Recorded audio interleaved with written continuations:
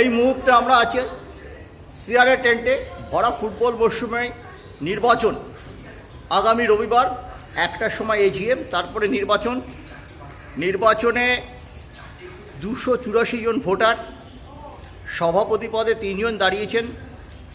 গতবারের বিদায়ী সভাপতি ভোলানাথ দত্ত আছেন, সুপ্রিয় ভট্টাচার্য আছেন,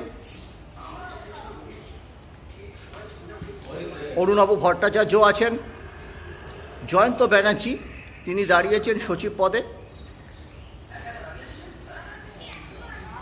একেবারে সরাসরি লড়াই হচ্ছে চিত্তরঞ্জন দাস মজুমদারের বিরুদ্ধে।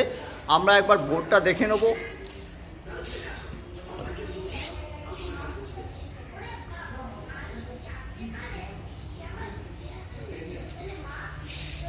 আগামী রবিবার রাত 9টা, 9:30, 10টার সময় জানা যাবে সিআরএ পরিচালন সমিতিতে কারা কারা থাকছেন।